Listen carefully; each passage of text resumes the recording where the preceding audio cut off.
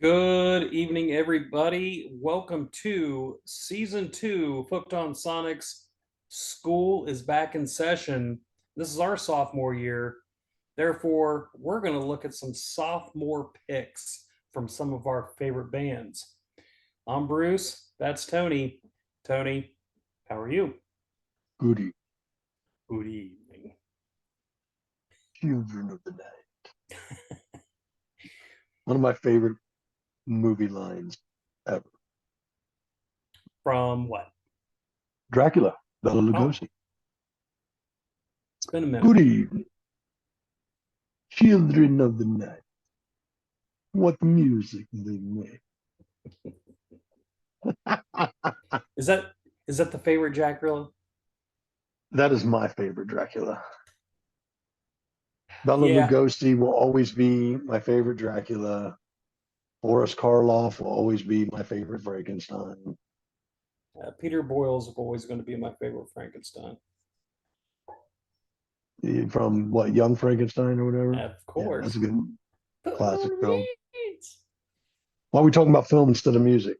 I know. Look at us, Because look at us, amateurs, back at it I know. again. So a couple things just real quick now that we've got your guys' attention. If you like what you see here, please like, comment, and subscribe. We are getting ourselves branched out further than a little bit of Spotify this year. Hopefully we land on some of your favorite podcast stations through some of the sources that we'll be using. Moving into the next season, Bruce and I will start working on some editing and some splash screens, kind of make things a little bit neater. We were hoping to get to do that over this season, but unfortunately we've had some things go on that have kind of strayed our attention in other directions to not be able to do that. But I think between the two of us, we're going to be able to focus on that moving into the next season. So we'll make things really pretty, really sharp for you. And hopefully we land on um, your favorite podcast um, offerings out there. Other than that, you may see some things come up where we start making some changes or adding some things into the show as we're learning this process. If we like it, we're going to do it. So look forward to that. Other than that, um, we've been going for a little minute. Let us know what you think about us coming back. We're glad to be back sitting here talking to you. Bruce, you taking any good shows or meet any Yeah. interesting people here recently? Yeah, I met a couple people. Met a couple people. Got to check a band off my bucket list. Reverend Peyton's Big Damn Band. They're out of Brown County, Indiana. Um, Reverend Peyton's a phenomenal guitar player. Uh, Definitely uh, bluesy feel to him. Um, Three-piece band, excellent, great people. Um, Hung out with them, and then of course I got to meet Artemis Pyle. Got to talk with him for a good half hour at a hotel in Nashville.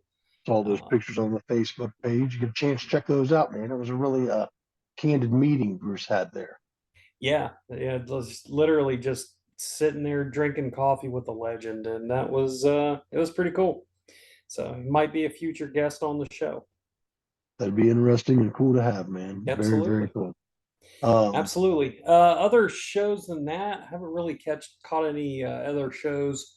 Um, just been digging into a lot of different music, picked up some really good finds for you and just for me. So it's gonna be fun. It's gonna be fun. Who have you been seeing? so I don't know who all you guys know that I got to see last. So let's start with man, we've been to a lot here recently. Got to go see the Motley Crue, Def Leppard, Alice Cooper show. We missed Alice Cooper and part of Def Leppard set. Def Leppard still sounded great. Motley Crue. Mm, mm, mm, mm. That's the fifth time I've seen that band, and the only thing I can say about that is Vince sounded the best that I've heard him ever. And that's not to say that he didn't sound bad, but he sounded the best that I had heard him ever.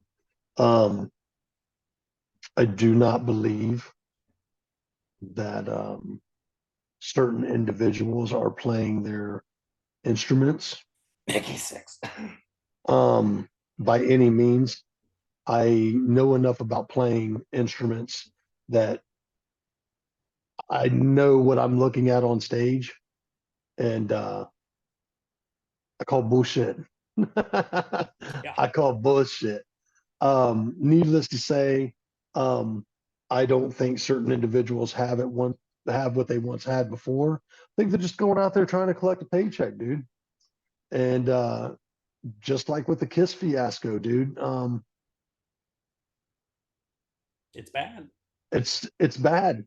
As a fan, and you know those songs inside and out, and you've seen those bands dozens of times, and you know music, you know that in certain areas that on the guitar neck over here, the bass player is going to be on the guitar neck over there. Bullshit, bullshit, bullshit. There should not just let's call it what it is. All right. You're seeing a puppet show, Yes. and that's Now, how I feel about yep. it. Now As there a are fan some of music people. and a performer, Mhm. it's a puppet show. If I could no longer eat, and I'm just a local guy, right? I just do local shows. I'm not out touring and doing, big shit and stuff like that when the shit goes down, right? I'm not. But if I get to a point that I can physically no longer do the show, or it's so bad, and I It's know time. it's bad, It's time to go. it's time to say, listen, this is the last go round. We're calling it a day. Yep. If you want to go off into the studio and do studio albums, great. If you want to go out and you want to do solo albums, great. The touring life may no longer be for you because you're not putting on a real show. You're Yep. giving a puppet show Yep. by my standards. Yep. Now, and look, if someone wants to go see that, I look, you do what you want with your money. Me personally, though, I won't see it. I can't. It feels So let me cheap. so, so let me ask you this, Yeah. okay? If given the opportunity Hmm. to go see Alice Cooper, Def Leppard, and Motley Crue,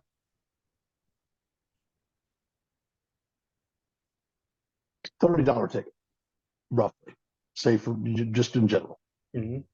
stadium show, whatever. Would you take that opportunity? $30, yes. 50. Probably not. So Alice Cooper isn't worth $25 of your money, and Def Leppard's not worth $25 of your money. For me, if I'm there, I'm seeing the whole thing. So, I get it, I get it, but for $50, a decent seat, knowing you're going to see two great bands out of three, still able to put on a show yeah. because Def Leppard can't. But see, Def Leppard's smart, and people don't know that because it is my firm belief that the guitars and everything has tuned down for Joe Elliott's voice, They have. which makes sense, and it still sounds good. Does it sound exactly the same? No.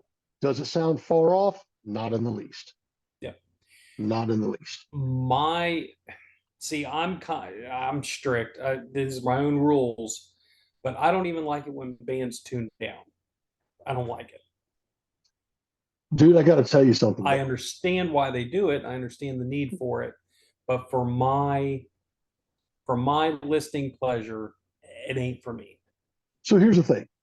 He can still sing in keys, right? Yeah. Maybe they have to drop it a lower octave. So because, trying to hit those ranges, that doesn't bother me. It may bother you, but Hmm. I'm gonna tell you at the end of the day, Def Leppard still puts on a great show. Joe Elliott still sounds great. Is he directly on key? No, but he's not far off key, and it doesn't sound bad. Yeah. Okay, you just know he can't hit those notes anymore. I'll tell you what. Compare Joe Elliott live to Don Dokken live. That's Okay. bad. That's bad. I haven't heard Don talking live, so I couldn't tell you. It's bad. Yeah. It's bad. Oh, have You you know, heard it's not. Bon Jovi lately? It's. John doesn't sound too good in his old age. Oof. He doesn't. No disrespect to him. My sister's his biggest fan, but I'm just being honest, man. It's just I don't know, dude. $50. I'd pay $50 if I had it and I was going to get a decent seat. I'd pay $50. I would pay $50 to see Def Leppard and Alice Cooper. I'd pay $50 to see Alice Cooper in a decent seat, just because I love Cooper, and Yeah. he's never once let me down, never Yeah. once. And I've probably seen him 3 or 4 times. Yeah. Alice Cooper has never, ever, ever, ever, ever let me down. You know, it's like, Weird Al Yankovic. The guy just fucking comes and he does his thing and it's great. And then you leave and it's a wonderful show. Yeah, You it's a never get a bad fantastic show. show. It's a I've fantastic seen show. him 2 or 3 times. Yeah. I've just never been fortunate enough to see Alice without the magic show. I want to see the raw, uncut magic, no bullshit magic show. Just Alice get out there and rock. But that's the thing right now is everybody's going to get the magic show because God bless me, I think he's 71 years old, 78 years old, something like that. Man, he's up there as a up there as Mhm. a. Yeah. So you know, but not to stray too far off topic, folks. You know, I did get to see Fire Breather here this last week. Got to see took the wife and my daughter to go see Nickelback and Brantley Gilbert. And I can't remember the gentleman that opened up. I want to say Jeff Ross or Mike Ross or something like that. I can't remember. The guy was, the 2 opening acts were really good. Brantley Gilbert was a big surprise for me. I'm not a big country fan, but I instantly became a fan of this guy. It's hard not to want to get down and party with this dude. It was a good time. And then, of course, Nickelback put on a great show. I'm not going to knock the guys. I know that there's a lot of people out there that think different of them. I'm not the biggest Nickelback fan, and I will not pretend to be, but I will not bullshit a bullshitter. And the real deal is they put on a great show. They're a really good show. Yeah. Um, I've seen the couple of the video clips. Yeah, they sounded great. they're dude, It and I'll sounded tell you great. what, as a Les Paul lover, Chad Kroger owns some of the fucking baddest Les Pauls I've ever fucking seen, and I'm jealous as shit. I'm not gonna lie, dude. But Blossom Music Center was a lot of fun. You ever get the chance to check that venue out in the Ohio region? A lot of fun. Um, who else did we see here recently? I'm getting ready to go see Elder, I think, this week. The guys from Fire Breather were really good, signed my album for me. I finally got the lyrics on the inside of the album. I'm trying to understand those lyrics for forever. Um, I think you're getting a show coming down your way, dude. And I think you Yeah. need to get your freaking ass to it. Yeah, I've got a few. Cannibal Corpse is coming. Uh, Polka Dot Cadaver's coming. That'd be a good show. And I'm Wednesday talking 13's coming. the Dorothea Cottrell show, dude. That's in Atlanta. I'm not No, no, going. no, no. I'm pretty sure she's got a Tennessee date.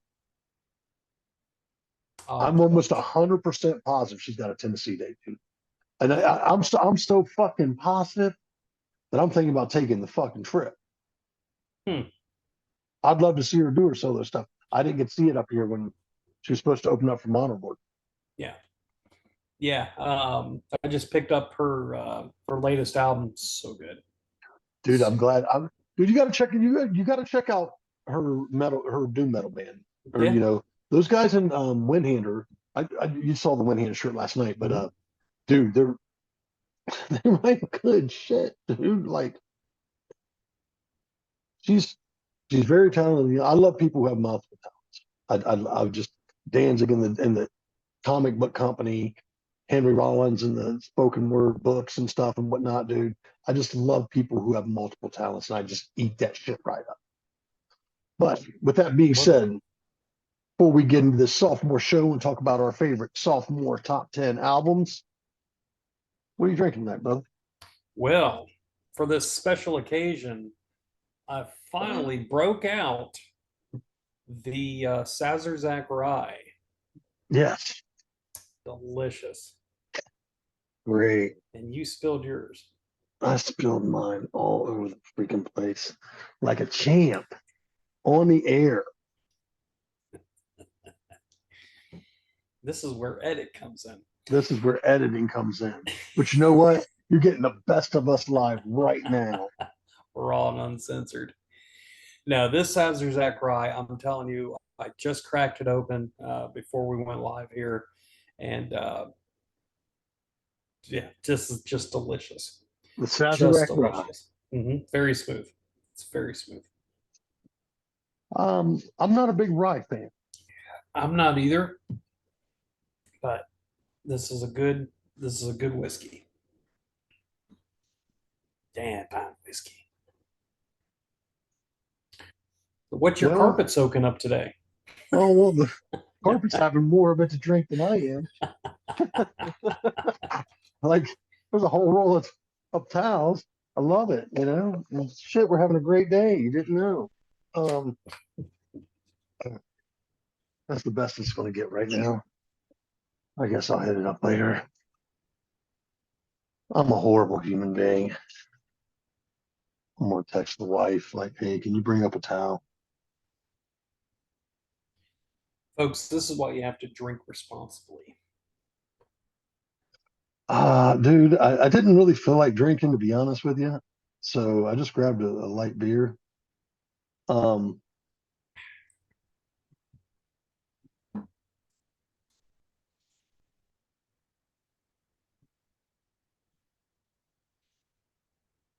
Sorry about that, folks. So I'm having a Yingling light, um, but apparently the carpet wanted it more. Yeah, of course, since I knocked it over, it's flat. That's great. Oh, do I have anything in the It, fridge? Oh, it'll wet your whistle. you know what?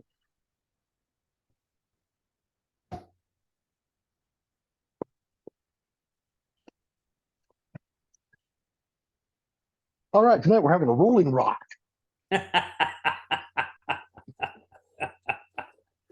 Since the carpet would, you know, come up and took my beer from me.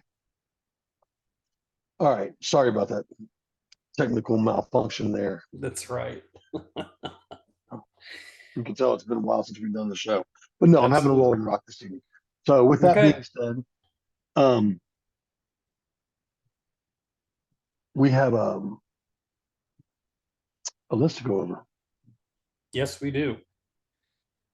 So you got to tell people, oh, when I first gave you this assignment, how many times did you call me to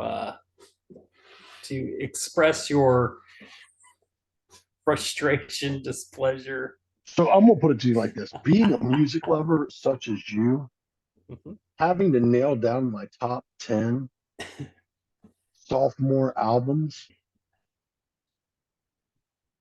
not easy. And it took some time, and I'm pretty sure I probably missed something. Oh, I'm we almost, definitely missed something. oh, I'm definitely sure I missed something.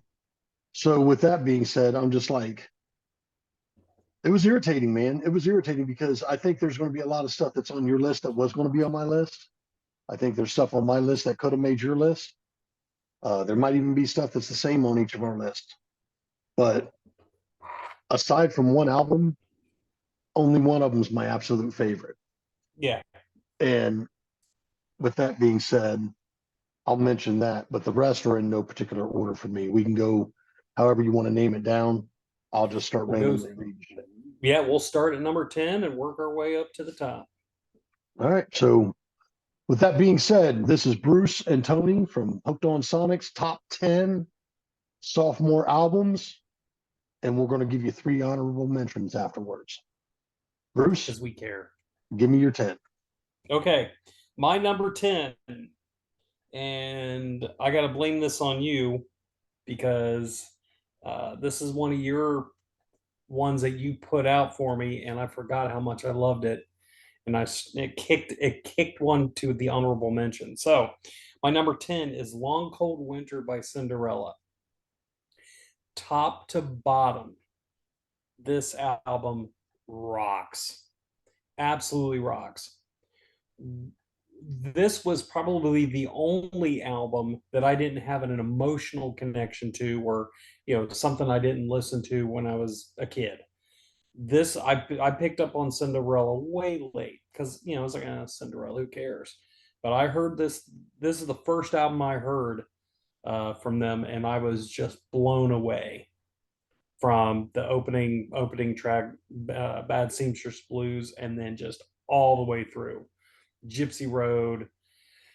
I can't remember all the rest of them off the top of my head, but my God, I think there was two or three big, huge hits on that album, and then there was no filler. There was no filler on this album, so that was my number 10.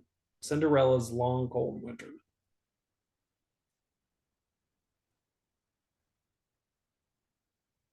And this is where Tony goes into his number 10.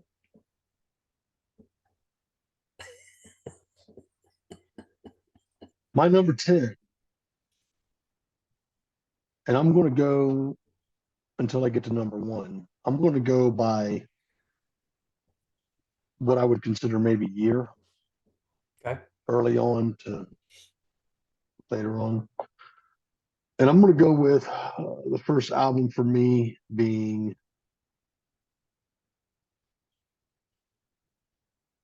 Black Sabbath Paranoid. Hmm. There's not a filler song on the album. Mm-hmm.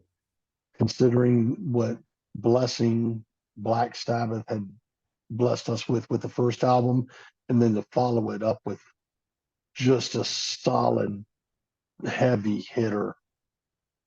You got Iron Man, War Pigs, Paranoid. I think maybe Sweet Leaf maybe on there. I Yep. think Hand of Doom, Planet Caravan, maybe Electric Funeral, maybe. I don't know, dude. There's a lot on there, dude. There's a Yeah. lot on there. Like this album is just loaded with great. So like if you wanted to give somebody a greatest hits Sabbath album without giving them a greatest hits Sabbath album, this would probably be it. You know what I mean? Yeah. It's just No, I, it's I agree with you on that. it's just it set the tone for metal, man. Um, it set the tone for metal, and that's my number 10. Yeah. Okay. A beautiful choice. Beautiful choice.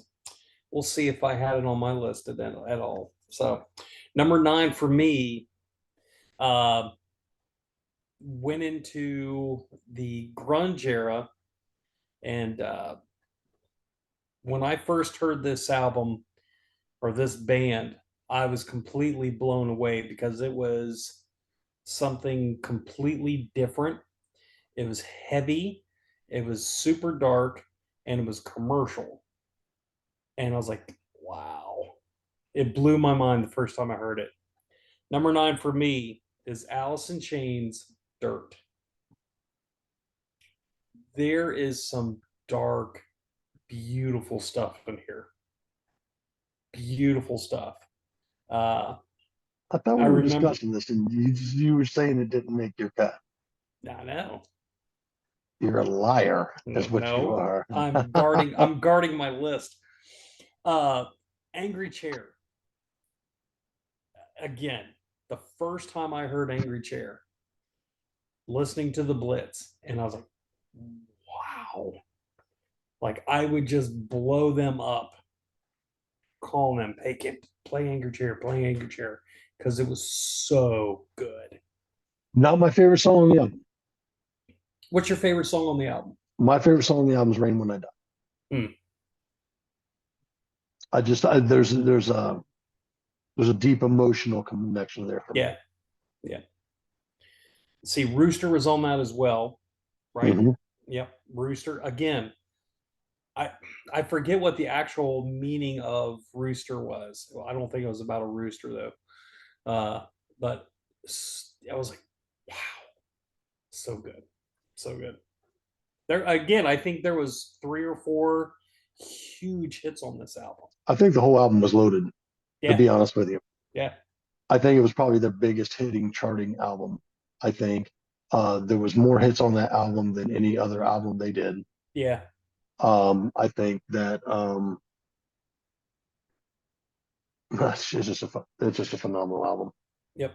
It's a hell of a sophomore album, Hmm. and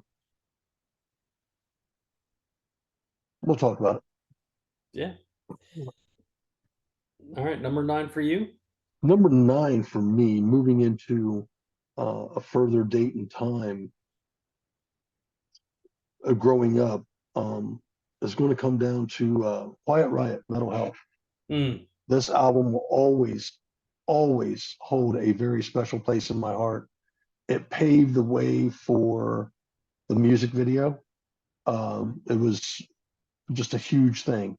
You know, if it wasn't for MTV, a lot of bands probably wouldn't have gotten their breaks, man. You know, um, but just to be honest with you, it's just a phenomenal album. yep, Like it is the classic stadium rock anthem album, yep, and it meant so much to what was going to happen for the next decade. yep. Um, yeah. So Yeah, favorite again, mental health, favorite phenomenal song. love the radio hits on this album as much as we all do over the years. And don't get me wrong, it's hard not to hear those songs go come on, and you hear that come on, feel the noise beat that, and Hmm. you crank up the radio. Yep. But the standout track for me on this album is "Love's a Bitch." Mm, It's my favorite track on the whole fucking album. And I think Kevin DuBrow's vocal work on there is as good and as bone chilling as Paul Stanley's on "I Still Love You." mm, That's how deep that vocal cuts yeah. me. Now I will say my favorite deep cut on that is Thunderbird, the tribute to Randy Rhoads. Yeah, I love that song. yeah, It was such a beautiful song to their friend, their original guitar player. yeah. Uh, And not a lot of people know that. right, right. They just thought, oh, he was a Nazi. He was a school or a music teacher, and then, oh yeah, boom. No, he was in Yeah, Quiet Riot. yeah. You know what else would have made this list, dude, if it was a freaking sophomore album and it wasn't? Oh, there's a White whole Zombie. another. White Zombie. Oh yeah, The Los Exorcisto. It was a junior album. yep, yep. Next year, we'll get to it next year. It'll be on my list next year. You can bet your sweet ass it'll be on my list next year. Oh shoot! All right, number 8 for Shoot. me. I had again about the same year, 91, 92 ish, something completely different. And this is one of the reasons why I loved it. The follow up from the Black Crows, the Southern Harmony and Musical Companion. Was the first album Shake Your Moneymaker? Yes. Why do I find that hard to believe that that was their first album? Shake Your Moneymaker was the first album. Yeah. But why do I find that hard to believe? I don't know. Why do I feel like they were probably around a little bit longer than all that? I don't know. Yep. That sucks. Yeah. But Sting Me, great way to start that album. Um, oh shoot. Um, I had all these written down. I forgot them.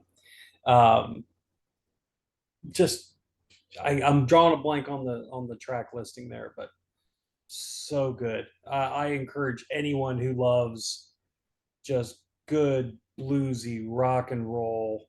I'll be honest, I didn't follow them after Shake Your Moneymaker. Really? As a matter of fact, dude, I got really excited to go see them at when it used to be called the Promo West. Yeah. They didn't do a single song off that album. Yeah. Yeah, Yeah, I've seen them twice, I think. I think. yeah. I've seen them So good. twice. First time I saw them, Lenny Kravitz back in Polaris. Okay. Yeah, my wife's jealous of that because she's a big Lenny Kravitz fan. Yeah. And I was actually there to see Lenny Kravitz and the Black Crowes because I like both of them. Yeah. Yeah, definitely the big difference between Shake Your Moneymaker and Southern Harmony was Shake Your Moneymaker was definitely a little harder edged. It was it had a little more rock and roll. This one still rock and roll, still fun, but just a little bit more harmonica, a little bit more funk. Okay. I mean, it was just it was different, but it was still. I mean, it's still classic Crows, um, and those two albums are a perfect 1-2 punch for me. Okay. Mm, you said number 8. Yes, sir. Moving on through the years, around that time frame, we would run across what I'm going to say next is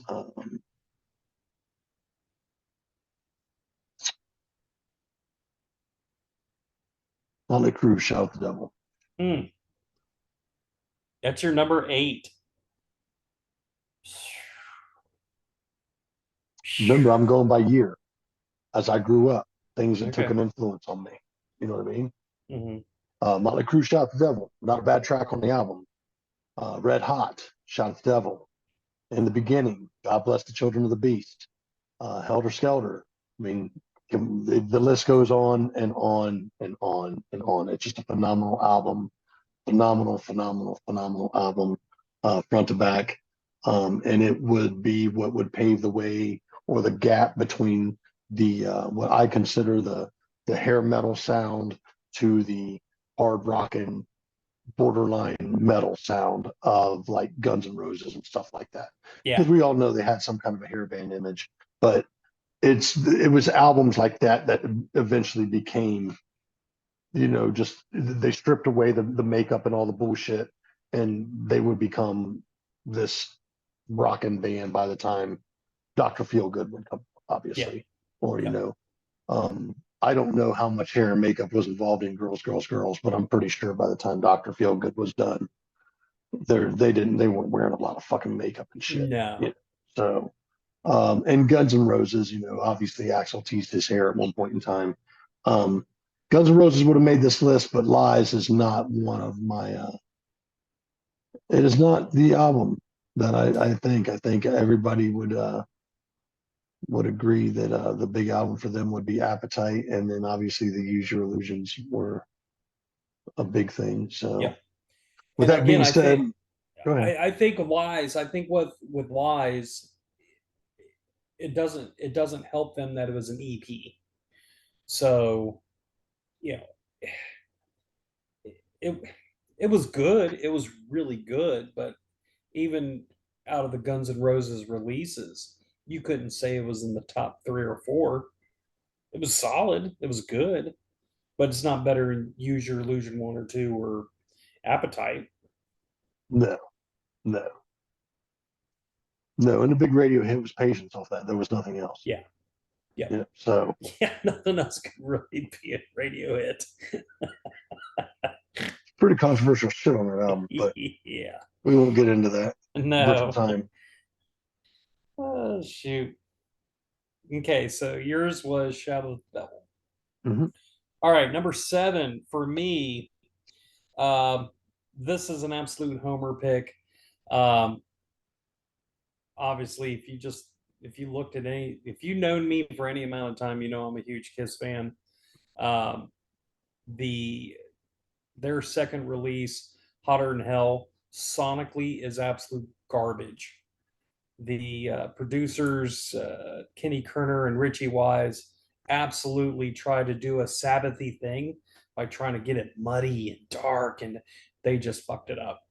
But the I songs, I would disagree with you. you think that production's good on that album? I don't think it's horrible, maybe to your standards, but I'm going to tell you what, maybe that's why I really like that album, and it's one of my favorite Kisses albums because of how raw it sounds. Well, here's what I was gonna say. It's one of my favorite Kiss albums, despite the muddiness. The songs are great. Oh, They're it could have made my list. yeah, It very well could have made my list yeah, because I think everybody would, around that time frame would point to Destroyer, right? yeah. Everybody would point to Destroyer. But I'm going to tell you, pound for pound, this against Destroyer, Oh, blows it out of the water. great album. Great Blows it out of album. the water. The first album compared to Destroyer Yes. blows it out of the water. You could tell that by the time they got to Destroyer, the studio started doing and what they wanted to do with Kiss. Yeah, that's Bob Ezrin. Bob Ezrin did his thing. Yeah. So, And was it bad? No. No, not by any means. But you know what? They had to find a way to commercialize this band that mhm. was selling out, Yep, major concert venues. yep, There was a big fuss behind them. And they did it all on their own, dude. They did it with, one thing that you have to respect Kiss for is early on, they did it on their fucking own. mhm, They did it on their own. They made a name for themselves on their own. Same way Twisted Sister did. yep, Nobody thought the Twisted Sister thing was going to get in. But here we are, decades later. We're not going to take it, wanting to be used by everybody for every commercial and everything. yep. So there are people that are going to get it, you know. Mhm. And once a buddy says, "Hey, man, have you checked out this band?" and hands you a cassette back in 1992, and you check them out, you find out that It gives me Destroyer. uh, No, Hotter than Hell Spandex though. something or other. Yeah. Good old MOD. But no, some great tracks on here. It's still some tracks that they still play to this day, 50 years later. Parasite. Um, oh shoot, Parasite, Coming Home, Going Blind. Um, That's songs I on the wish they first could. one. Huh? Those are on the first one. No, it's not. Going Blind's on the first one. No, it's not. Please, you should have learned from last season. Do not doubt me on Kiss stuff, and he's gonna do it, folks. I done told him.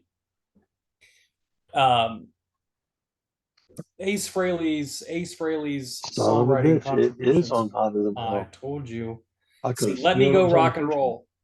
Let Me Go Rock and Roll is probably one of my favorite Kiss songs. The title track was great. Christine 16.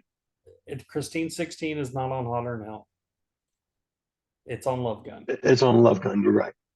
Oh, Plaster Caster? Love Gun. Nah. Okay. Okay. I'll take your word for it. Okay. Well, the title track. I love the title track of that. Yeah. The title track was, she looked good. She looked hotter than hell.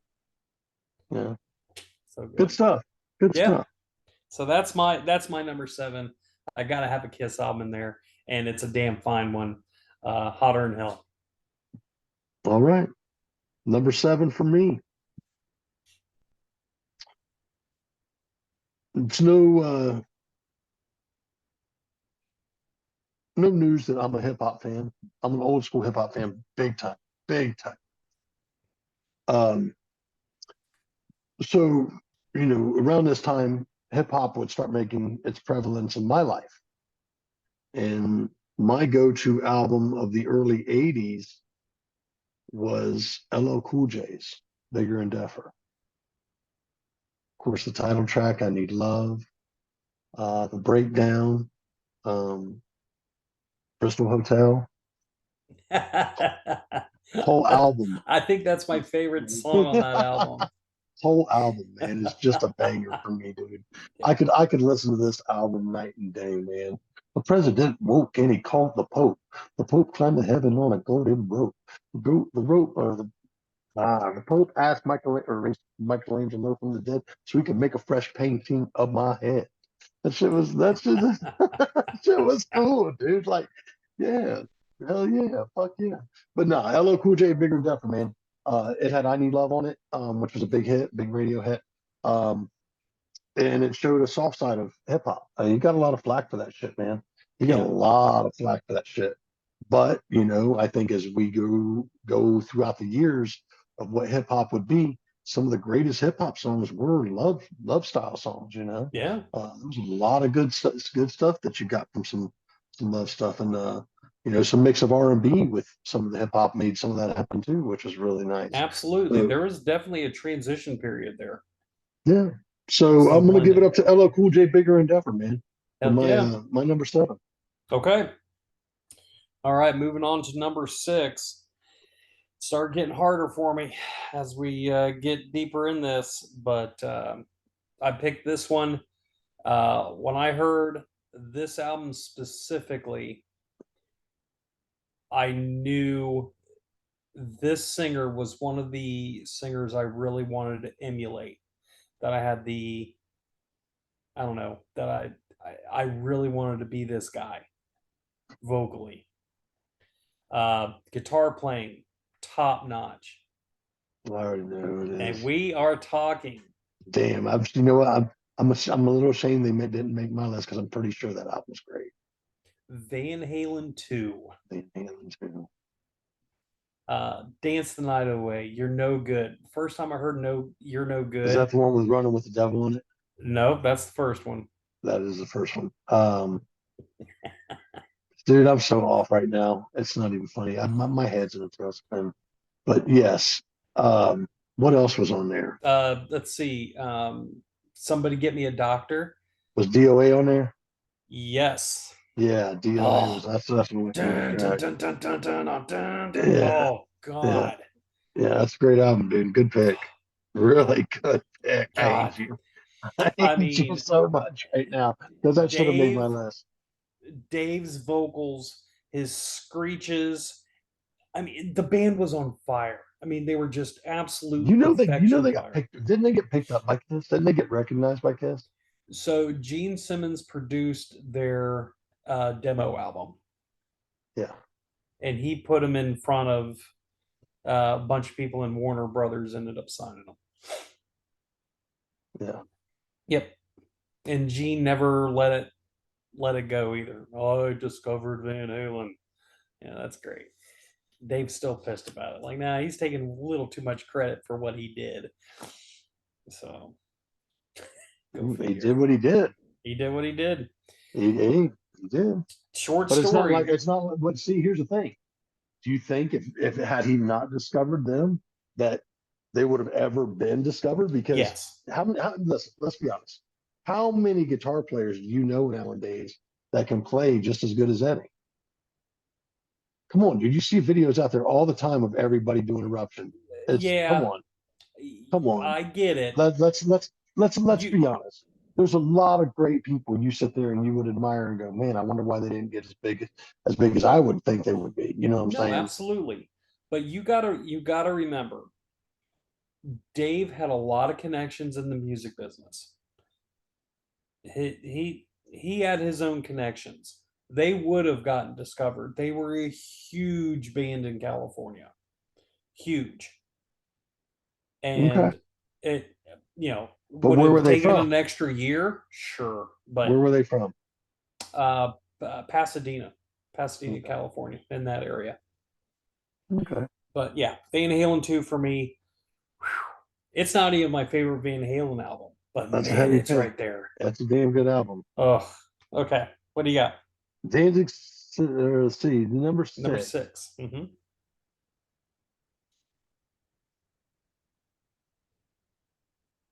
We're going to move into thrash metal. And for me, this was a hard toss up between Metallica's Ride the Lightning and Megadeth's Peace Cells.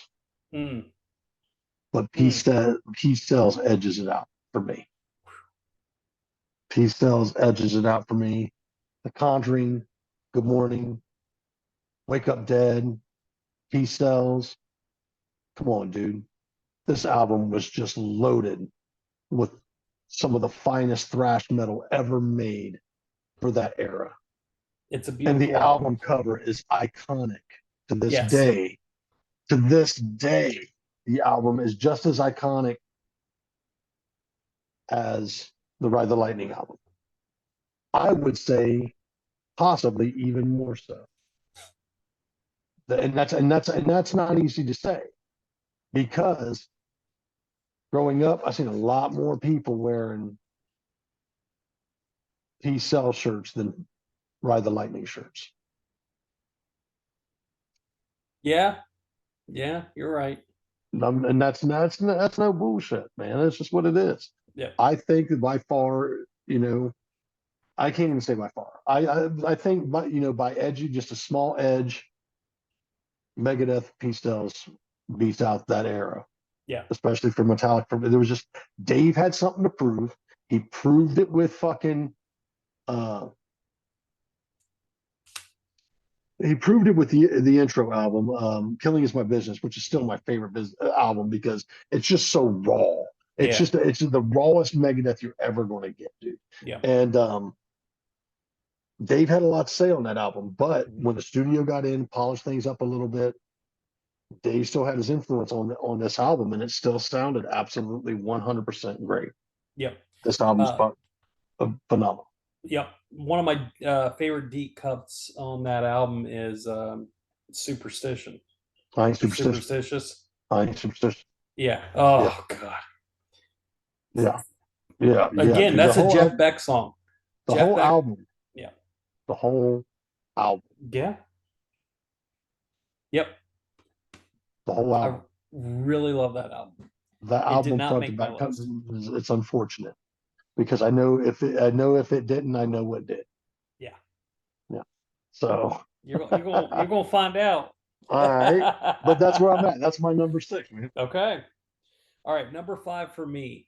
Uh, this is where I start getting really kind of emotionally attached to stuff. So, the first time I heard this album, I was a freshman in high school, didn't know anybody. And one of my first friends in my neighborhood, he was a junior. And his little sister, Melissa, she was about in the same grade as me. She said, "You got to be nice to him. You can take him to school with you and all this stuff." His name was Keaty. Uh, his real name's Keith Schuler, but we all called him Keaty. And he had this tape, and every morning we would go mud running in his Slimer green 1979 Ford F-150 and listen to Dirty Deeds Done Dirt Cheap album. That's a sophomore. That's the sophomore. Wow, good Yeah. pick. Great album. Being a 14-year-old kid and just first time you hear big balls, come on. Come on. Yeah, If you don't like that, you're a communist. But Dirty Deeds Done Dirt Cheap, obviously title song, it's iconic. Love at First Feel, Squealer's a fantastic ending song. Rocker, God, I every time I hear either the studio version or the live version of Rocker, whew, just I get amped up every time I hear that song. Ain't no fun waiting around on a millionaire. Just a great, just talking blues song, and just kicks into gear. Again, not a bad song on this album, and every time I turn it on, I think of Keaty. May he rest in peace. Love that guy. That's my number five. good pick. Mm-mm-mm. My number five, go back into the hip hop era. I remember this shocking the hell out of me the first time I heard it because it's the first thing I had heard from them. But NWA, Ninjas for Life.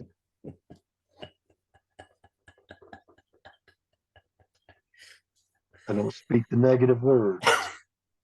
We know that. Yes, sir.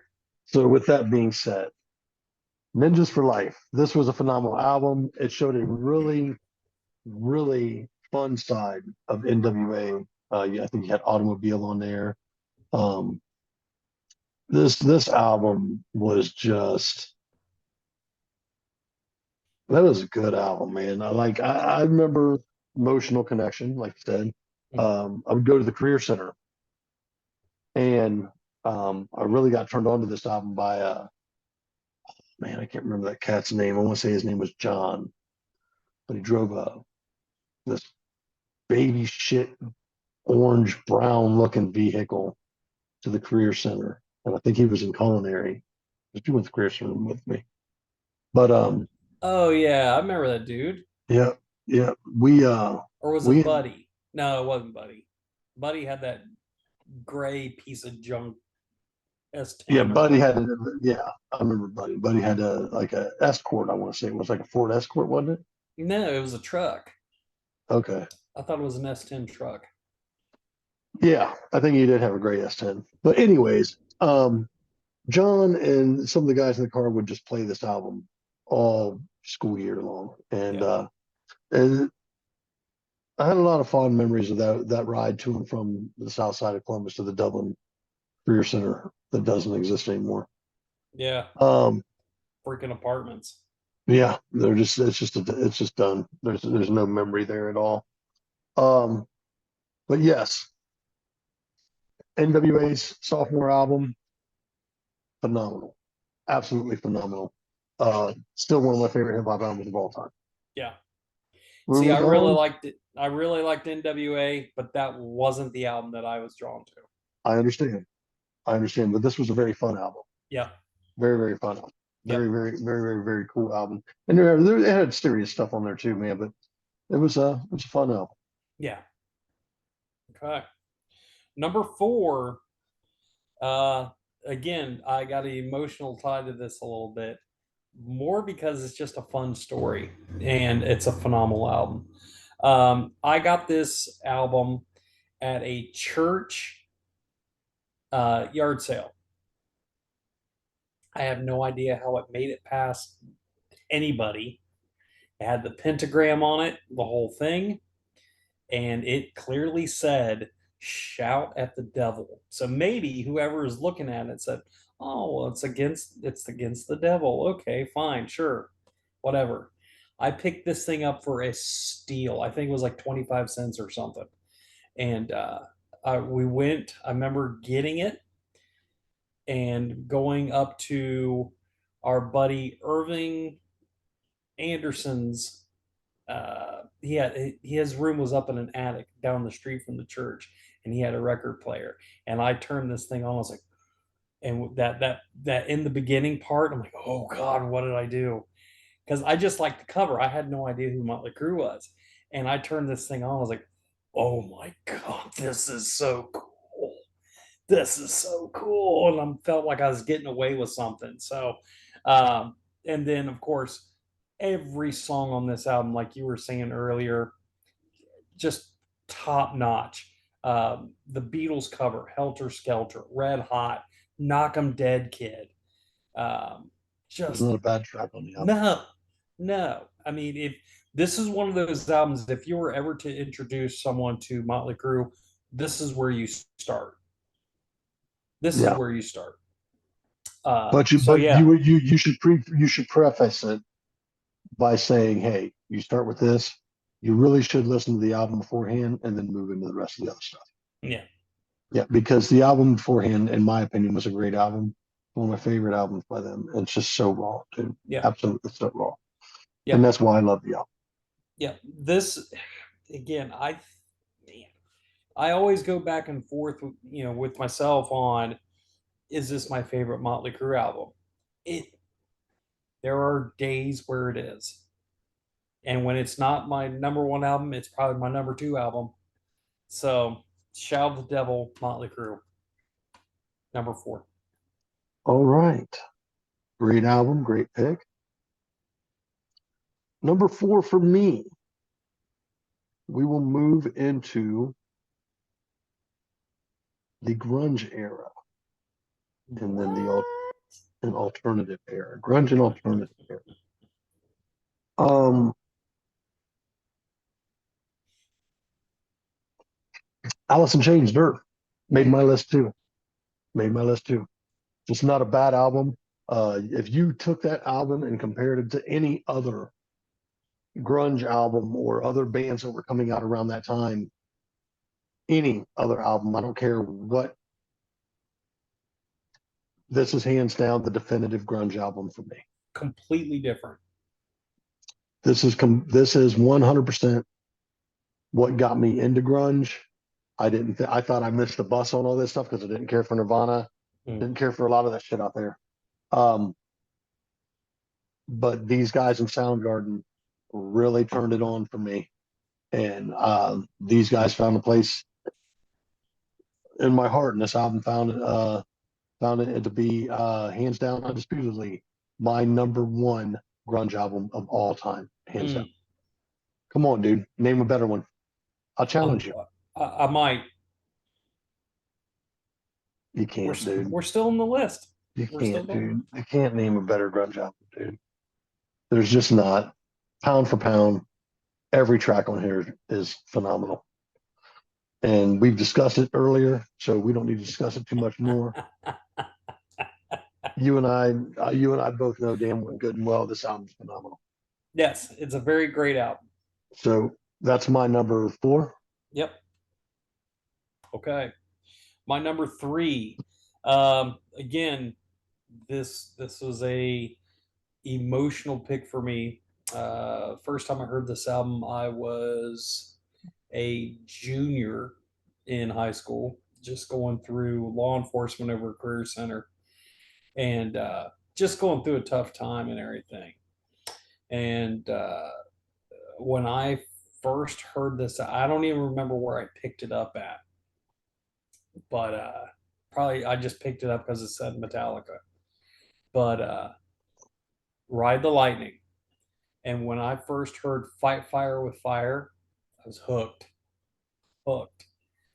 And I remember listening the first time I heard Fade to Black, and that hit me at such a dark point in my life where I was just like, yeah, I feel this song, Yeah. and where it amps up and you're just dun, dun, dun, dun, dun, dun, dun, dun, dun, dun, dun, and just goes on to the outro. Oh God, it, every time, every time. So Dude, it was a hard toss up between that one yeah, and Megadeth for me, dude. It was just yeah, a real hard toss up because it's such a great song. yep, Such a great album. yeah. And again, not a Trapped Under Ice. I wish James could sing most of these songs. They still sing "Creeping Death" and "Fade to Black" and "For Whom the Bell Tolls." But man, I wish he could do like "Trapped Under Ice" or "Fight Fire with Fire." Or, you know, guilty as charged, but damn it, it ain't right. Something else controlling me. Dude, it may be an issue with Dave. Them not playing those songs because Dave was on them or something. No, you can sing them live anytime you want. Well, Dave may have co-wrote them, but he wasn't. He didn't play on them. I don't know. Yeah. So yeah, again, um, Ride the Lightning, number three, and it's right up there with one of my favorite Metallica albums. Okay. Beautiful, beautiful album.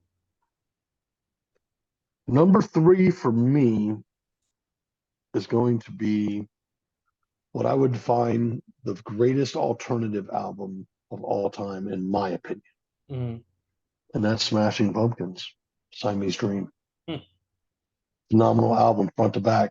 I thought I missed the bus on the alternative thing. Didn't get into things like Pearl Jam and stuff like that. Man, it wasn't my thing. These guys come along, and I'll never forget hearing today for the first time. Today is the great. Just the guitars really blew my mind, dude. Mm-hmm. And I was just like, whoa, hold on, these guys, what? What?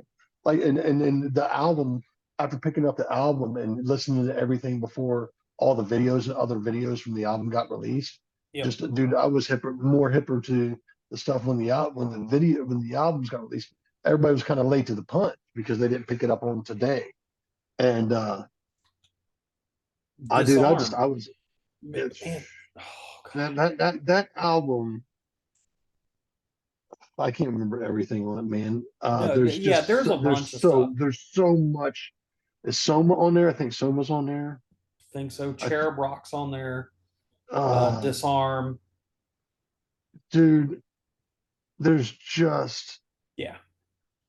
it's just man, like And just think back to how sonically different it was from yeah, it every. was an amazing album, It dude. Like was thin. It was like a thinly produced album, but it it didn't hurt it. It made it so unique. dude, it was there was nothing like it at the time, Yeah. Yeah. and it was Completely phenomenal. agree. And it was phenomenal. I mean, I dude, I can remember hearing certain bands for the first time going, man, people are gonna lose their shit over this shit. First Yep. time I heard White Zombie, I heard White Zombie way, way before everybody else did. And I remember hearing them with Rage Against the Machine. Yep. And I remember hearing them both in one night going, these things are going to be huge. They're going to be fucking huge. And it took a while for White Zombie and them to catch on, but eventually it would be a few more months and these guys would become what would pave the way for metal for years to come. You know what I mean? We Absolutely. got great releases from both bands um, over the years, and I still wish we could have gotten more out of White Zombie. I prefer the White Zombie stuff over the Rob Zombie stuff. Not that the stuff Rob Zombie does is bad, but man, the White Zombie stuff just, I mean, it hits different. You know Yeah. what I mean? Yeah. Again, it's a little edgier. Yeah, It's a little raw. So yeah. no, I agree. All right. That being said, Number uh, two. Smashing Pumpkins was number three. Yeah. All right. Number two. Go ahead. Number two. Uh this is one I don't have an actual emotional connection to, but if you don't have it somewhere on your list, you're not a music fan to me. Uh these guys were godfathers and they're still influential this day. I think every one of these songs has been played on the radio, except for maybe one or two, maybe. And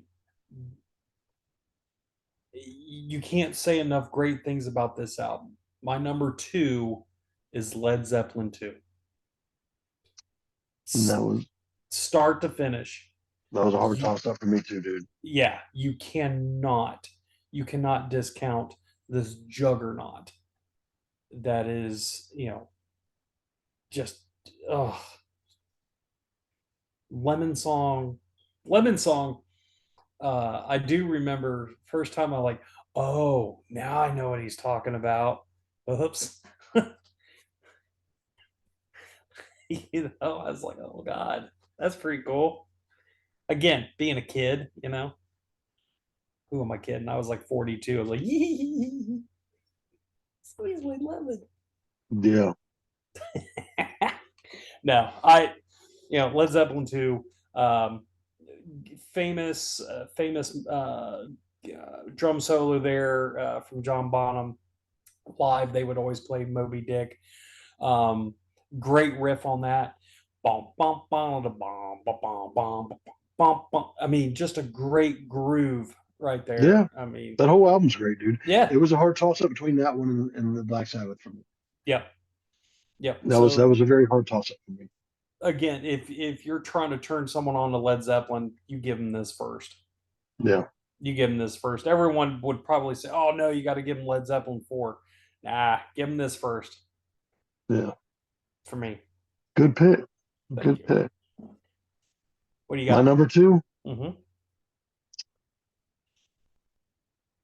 Led Zeppelin 2. My number two is going to be Sleep. Huh. Sleep's Holy Mountain. Okay. Um, why? Because this is what brought me full circle. My musical journey's done. I know where to look for technical. I know where to look for other things. But what hits home for me is low, down-tuned, heavy, droning riffs. I believe this is where I need to be guitar-wise. This doom, stoner doom, sludge, this style of metal is where I had an epiphany where I need to be writing music. And this album was very influential over that. So, with that being said, Sleep's Holy Mountain, you got Dragon Out on there. You got the cover of Sabbath Snowblind, which is absolutely one of the greatest Sabbath covers I've ever heard. I mean, there's just this album front to back just rocks, rocks, rocks, rocks, rocks, rocks. And it's a bit different than Sleep Volume One, which I think was the album before this, because in Volume One they were still trying to shed some of their, I think they were Asbestos Death before then. They were kind of more of a punkier, edgier thing that they had going on. But if I were going to give anybody an album to listen to from Sleep, it would either be this one or The Sciences. I would never introduce them to Dope Smoker first because it's a long haul, you know. It's a long haul, dude. But if you take the journey, it's great, you know. Life's a journey, not the destination. Right.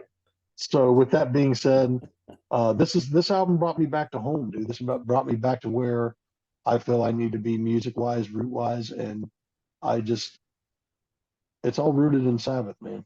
Yeah. You know, Ionic life, or Ionic life is what they call it. You know, everything based on Tony Iommi, man. Yeah. You know, at the end of the day, while we had that big Sabbath discussion at the end of last season, I don't think Sabbath would be jack shit without the riffs of Tony Iommi. I agreed.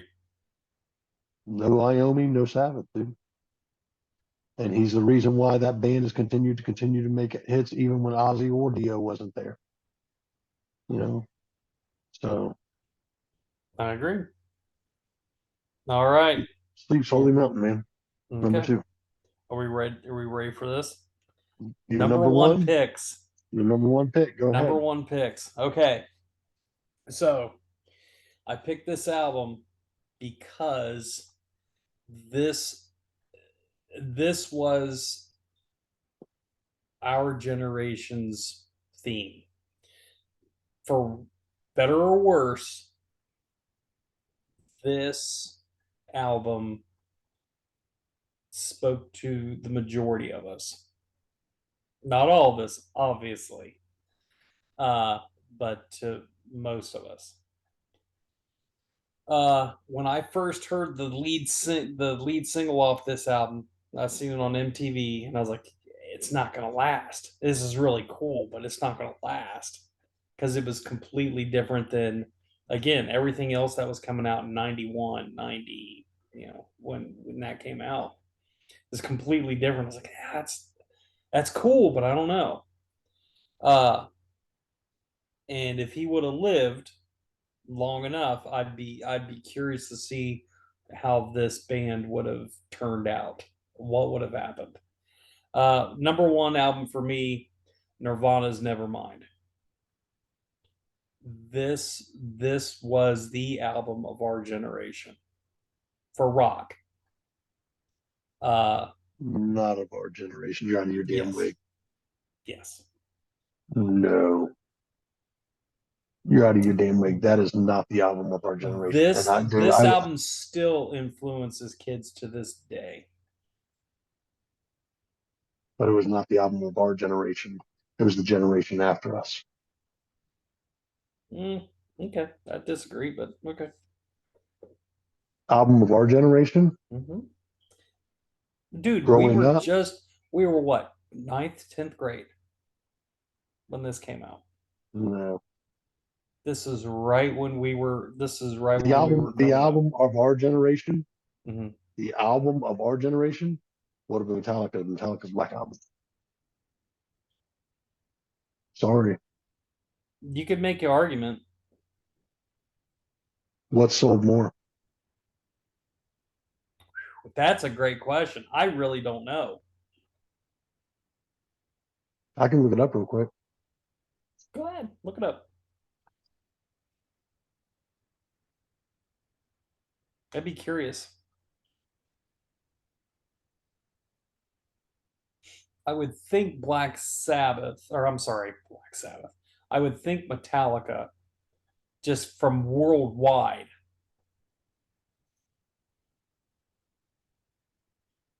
But never mind. God, Metallica sold 30 millions of this album how alone many? since it's 30 million copies of its album since its Okay. release. Okay.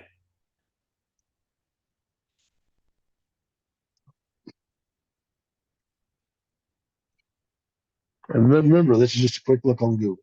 Yep.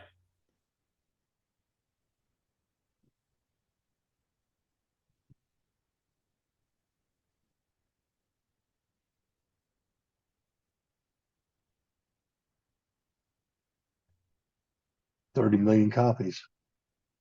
They're tied. Over 30 million copies.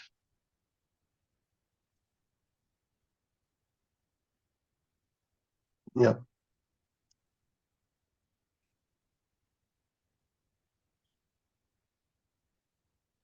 Where did this thing fucking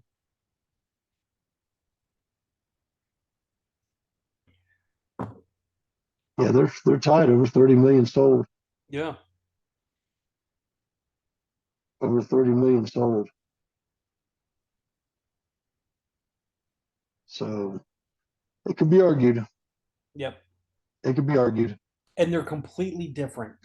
Not my Say favorite say band, we're dude. both right. Say both of those albums were albums of our generation, and you know Well, they're that completely different albums. we could say the Megadeth album.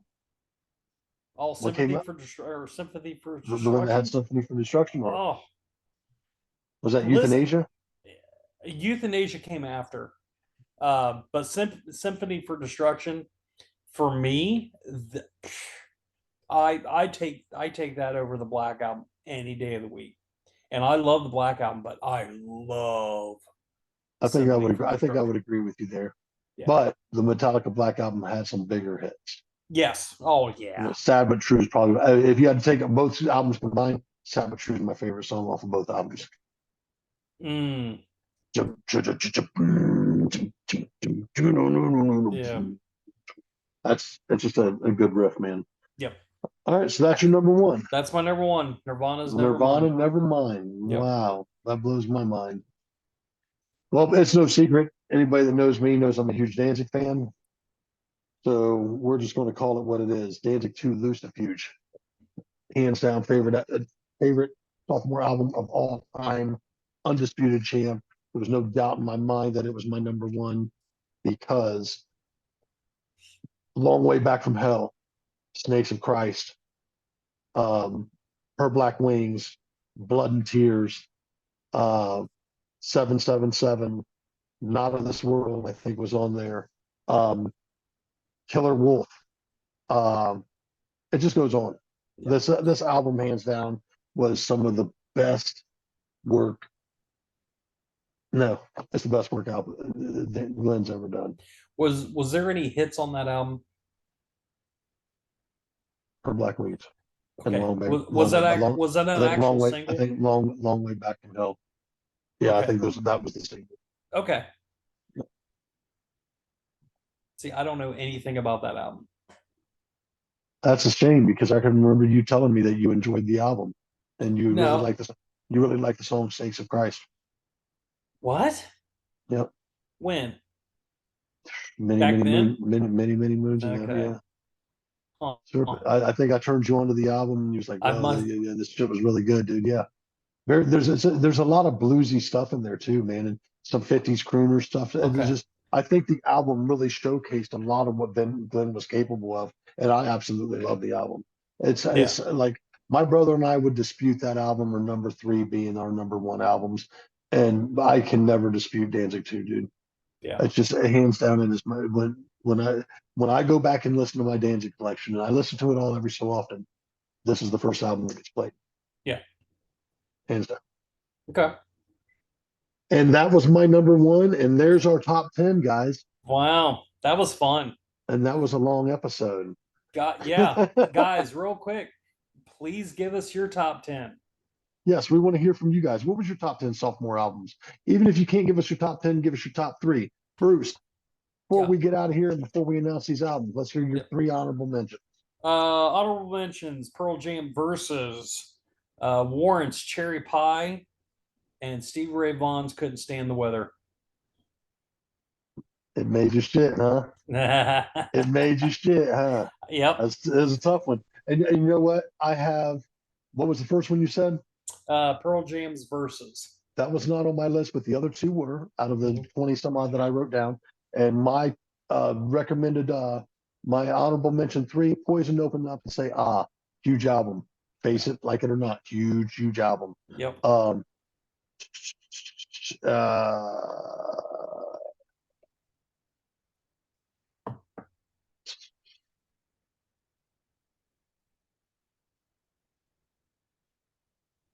I'm going to have to give it up to Led Zeppelin 2, which also was on my list but didn't make the cut. And then Ghetto Boys, Gripping on the Other Level. There it is. There's my top three, my honorable mention three. That being said, gentlemen, ladies, thank you guys so much for tuning in. Um, keep in mind, Bruce and I are about to give ourselves each other an album to listen to. Bruce, Yeah. in honor of going and see the fellows from Fire Breather, you are getting this album right here. And finally, I get to show you an album. Yeah. Fire Breathers, Beautiful. Dwell in the Fog. Dwell in the Fog. Okay. And as you see, I got that signed by That's Matthias, pretty Axel, and darn Kyle. cool. Yeah. So we got tracks of Kiss of Your Blade, Dwell in the Fog, Weather the Storm, Sorrow, Creed, and Spirits Fun. You only got 6 tracks, dude. Okay. So some of them are a little long, not too long, but the rest are juicy, man. I hope you enjoy. All right. And what do you got for me? Well, sir, being that this was a season here, I'm giving you the debut of a sophomore album from Wolfgang Van Halen, Mammoth, WVH 2. Uh, and it is, yeah, it's Mammoth 2. Phenomenal album, I think. Right All right. there. Beautiful canary yellow vinyl. Um, I can't wait for you to hear this. Cannot wait. I'm looking forward to it. Yeah. Looking forward to it. Mammoth 2. I figured that ended up on my playlist at some point in time. But anyways, welcome back to season 2, guys. We want to thank you guys for coming out. Please like, subscribe, comment. Look for us on all of your podcast stations as soon as we can get this distributed out. Other than that, we're going to look to do some other things. Bruce, Yes. anything else you'd like to say about this evening? Uh, First off, this is a blast, and thank you everybody for uh, tuning in with us, hanging in with us, and helping us every way you can. So we appreciate every damn one of you. And Tony, I appreciate you for everything you are, I'm a hot mess. and I love it. Cheers. Salute. Take care, brother. See ya.